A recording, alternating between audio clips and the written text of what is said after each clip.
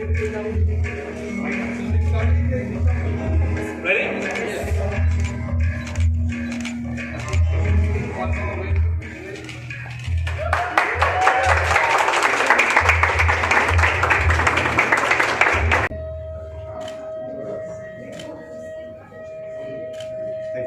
So let me request Razat, Jay and Louise, please join me in lighting the lamp.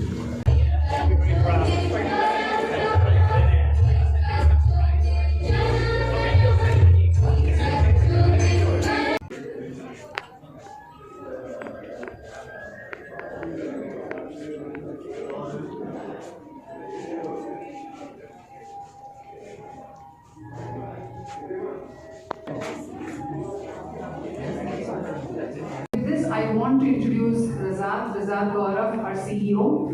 He's joined us in 2021 and has made tremendous growth for us as Planview. I think the vision for Razat has been how to become part of really building out the digital future of connected work. It means so many things. Work is changing, work environment is changing, ecosystem is changing, market is changing. So amidst all this change, how can we really help? And how can we continue to be relevant has been our major conversation. And I would love for Razat to share his thoughts, not only about what's going on within the Planview ecosystem, but more importantly on what can we do to help this India ecosystem. Thank you so much again for all of you to come, and welcome Razat. Great.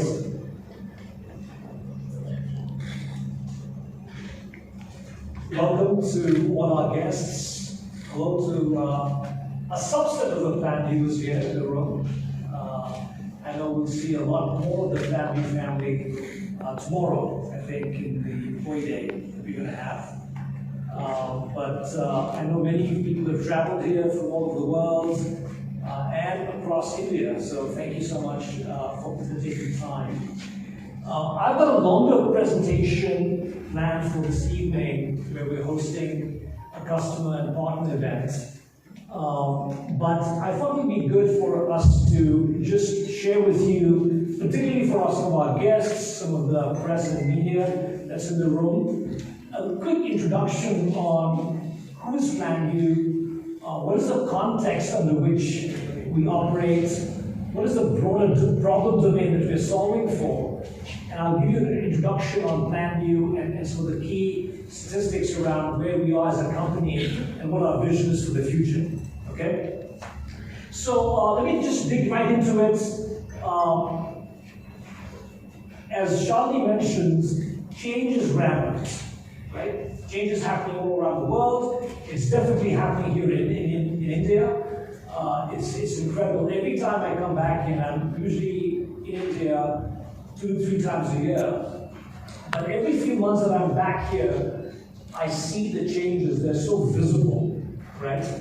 But change is also happening all around the world. A lot of the changes are because of technology shifts, not the least of which is capturing the imagination of everyone right now is the AI movement, particularly generative AI. But also there's all kinds of shifts happening in industries like automotive, where there's a tectonic shift happening from the internal combustion engine to the electric vehicle, right? That's a massive change. Or the changes that are happening in banking with digitalization, or the changes that are happening in retail with omni-channel retailing, right?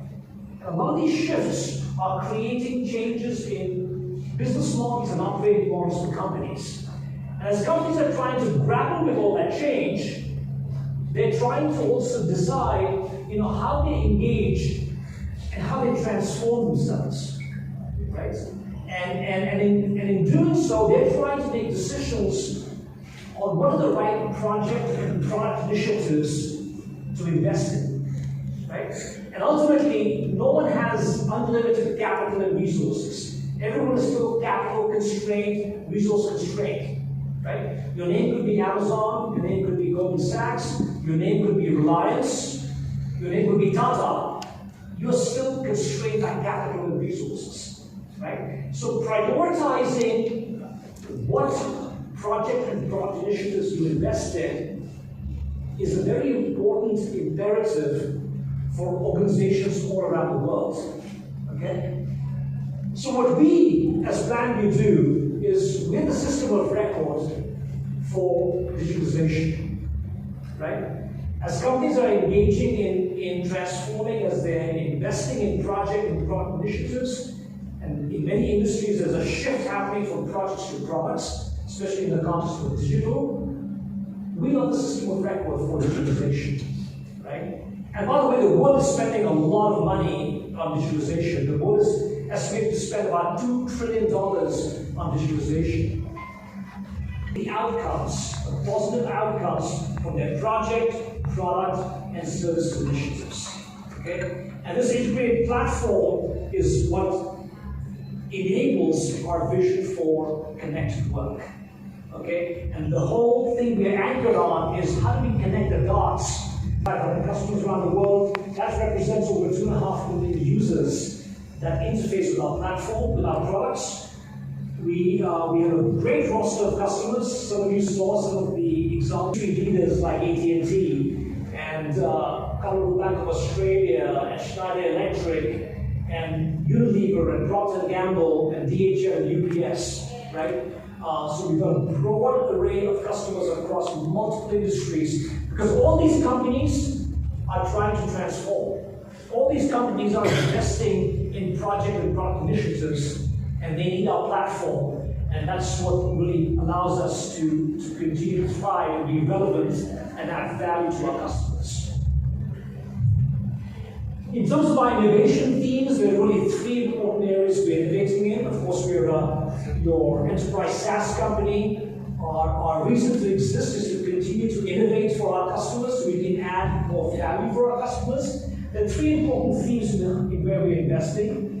First is around really leveraging the power of data and algorithms to unlock all kinds of intelligence, insights, automation, predictions, and optimization capabilities through the leverage of AI. This is a big focus for us. This became a focus for us before ChatGPT got released last year, right? And of course, it's taken on a whole new life of its own through, probably the most successful demo in the world was ChatGPT. It was launched last year as a demo and captured the imagination of the whole world and over 200 million users.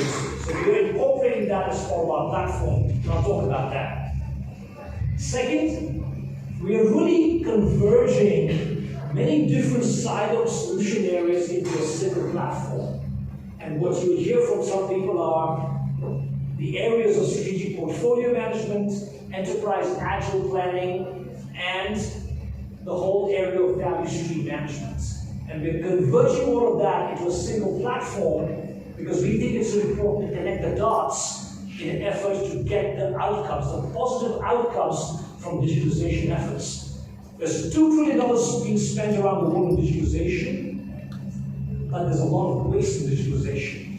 And we think it's important to connect the dots in order to really get the ROI and the value that digitalization efforts are resulting in. And then the third area, of course, is in us creating a new offering for the software development lifecycle. And this is not an area that we're trying to replace what Jira or from Atlassian or GitHub, GitLab, and others are doing at the teams levels. However, we think it's important to integrate into that fragmented solution landscape and bring the data into a single pane of glass, and then to be able to look for opportunities on how to improve flow. Development flow is an important concept in software development.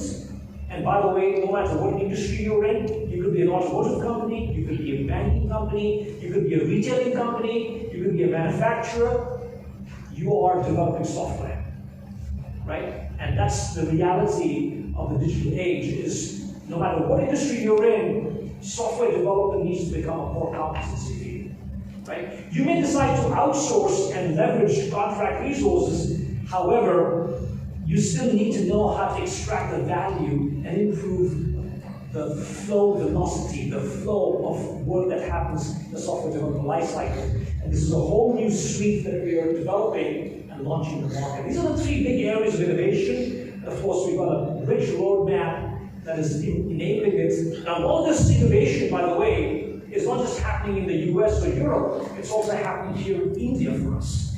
And that's the impetus with which we are growing our team in India. AI is a big theme, a big topic. We got on board our chief data scientist, which started last summer, about a year ago, and we've been really building out a core competency around data science and AI and embarking on a roadmap. And that roadmap includes capabilities that allow customers to leverage the data from us, but to bring predictions, to bring intelligence, to bring automation. But now, more and more, as you'll see when we launch our product next month, called Planview Copilot, we're actually providing that conversational interface as the front end from ChatGPT, leveraging Microsoft Azure APIs and being able to leverage and harness the power of all the data that exists within our platform to bring that intelligence, to bring those predictions, to bring in the automation. And so this is a very exciting area for us. And like I said, this is a journey we started well before ChatGPT got released, but of course it's been getting a lot more velocity since the release of ChatGPT. It's really adding far more pace to our development roadmaps. Here's a quick interface. I'm not going to spend too much time on this. This is an interface that is showing a dashboard and a sort of a portal for our application, and it's showcasing how different metrics can be interfaced here. And we're celebrating this office, the new office opening, and the expansion of our team here. But India, of course, is at a very interesting crossroad, right? I had the opportunity to be a part of Prime Minister Modi's visit to Washington, D.C., and got some first-hand insights into the level of momentum that's building up between India and the rest of the world. And clearly, India, in many ways, is shaping the future of digitalization that's happening all around the world. And just like China captured the imagination of manufacturing and became the manufacturing hub to the rest of the world, I see India becoming the digital hub for the entire world, the digital factory of the entire world. And the big reason for this, of course, is the talents, the people. You know, we in India here have 1.4 billion people, average age is about 28.4 years of age. It's a highly educated workforce, it's an English-speaking workforce that can integrate to the rest of the world. And clearly, Planview, along with everyone else that's of any size, scale, significance, and has investments in technology, is looking to tap into this talent.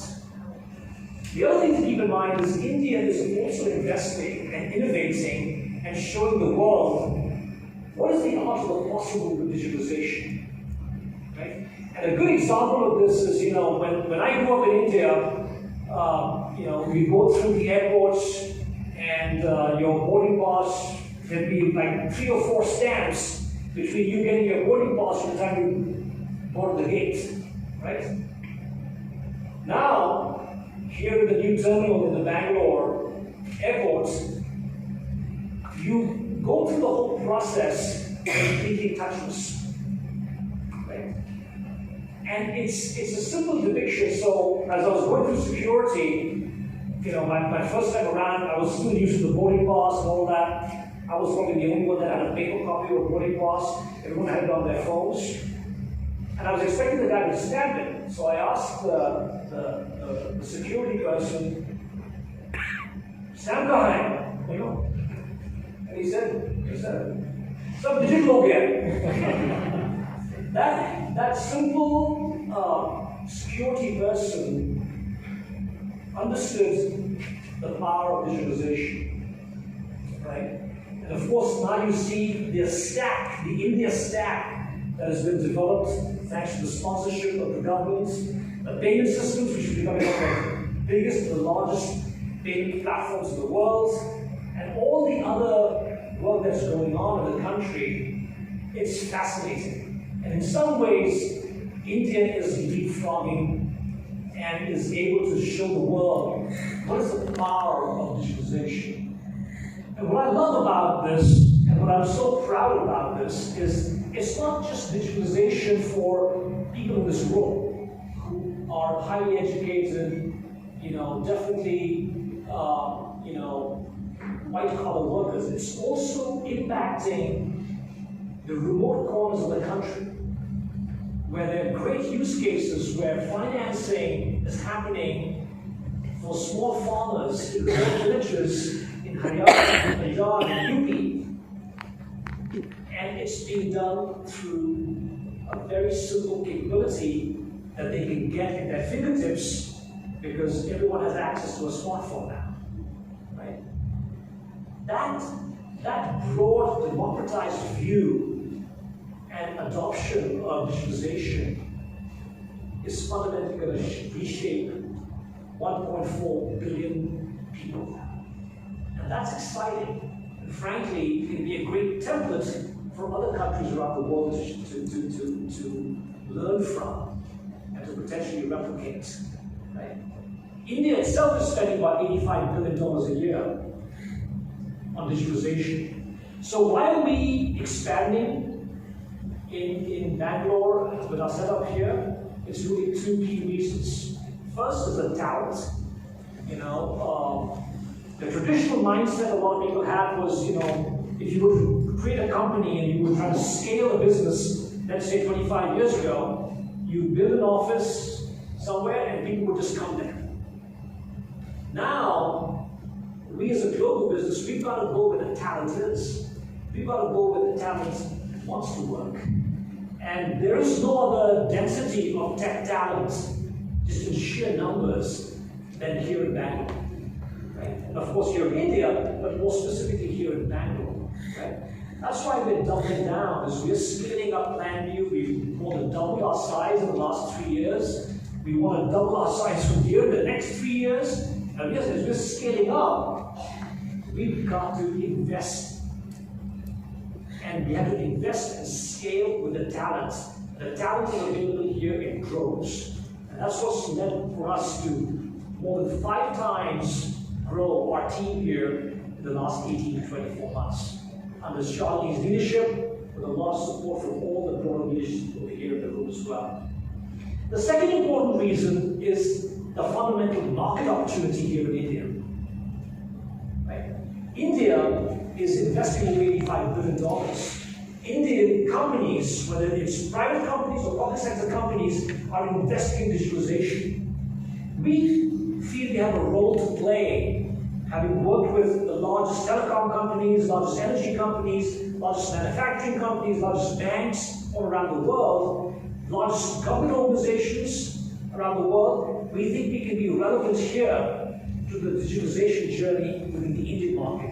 And with that in mind, Vishal and team opened up a trust here in India just about a year ago, right? And we've already been able to sign up customers like Dr. Reddy's, Max Life, and others, and we have a healthy pipeline growing to expand our business here in India. Those are the 2 big reasons why we have really invested in this office and why we continue to grow our business here. Okay, so that's what I have prepared, but hopefully for Indian and global companies out of this office. But it's also important because it demonstrates the relationship between the United States and India. As you know, of course, it's important because it's helping digitalize businesses around the world, and the value added to that to not only governments and corporations, but their customers. As mentioned, even in rural areas, it will unlock potential that hasn't been unlocked before, and will increase the prosperity for all its customers and customers of customers. But it's also important because it demonstrates the fantastic collaboration between the United States and India. American companies are finding India more and more attractive as a place to invest, to set up their operations, to market into and sell their products and services. India is becoming a global platform for American companies. So not only are they investing in India for India, but they're investing in India because of the great talent that they have here, but for the rest of the world. And as American companies do that, we are developing the most important bilateral relationship in the 21st century. The future of the Earth is literally dependent on the relationship between the United States and India. And if we get that right, if all the people here continue to work hard in order to improve their countries, their families, we will get there. And so I want to just say thank you to the employees of Planview. Congratulations, and you're doing super important work. And I look forward to watching the growth of Planview here and around the world. And I look forward to coming back maybe in a year and meeting more Planview people. So thank you.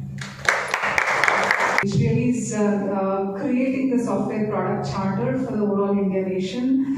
Make in India has got a real meaning right now in the technology industry because of Ram's leadership. I've had the chance of working with him for several years as part of NASSCOM. He heads VMware India and has created many such companies in India. So we'd love to have Ram speak to us. Thank you, Ram. Thank you. Namaskar, Planview. Congratulations on your lovely new office.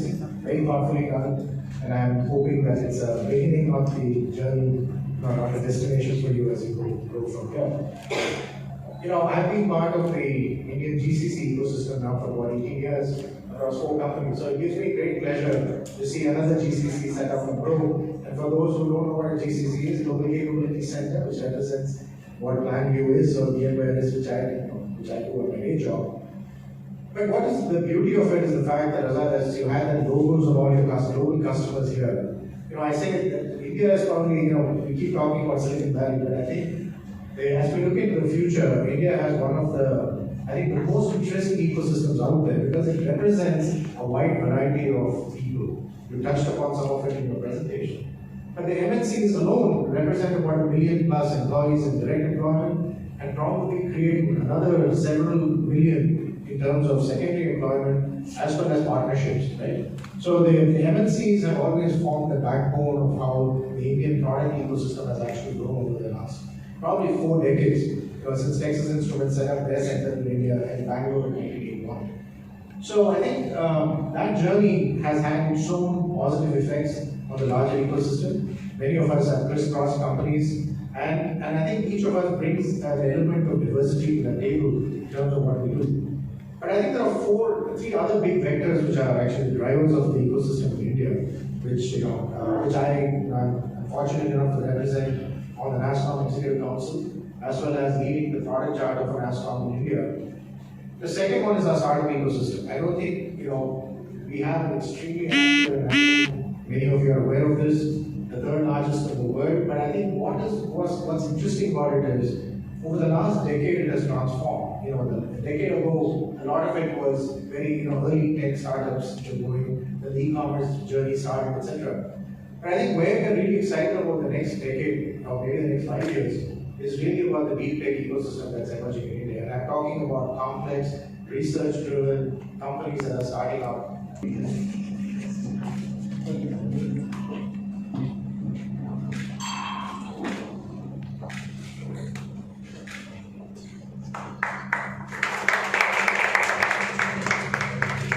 Hi, I'm Gaurav, the CEO of Planview globally. I'm happy to be here at our Global Capability Innovation Center here in Bangalore, Bengaluru.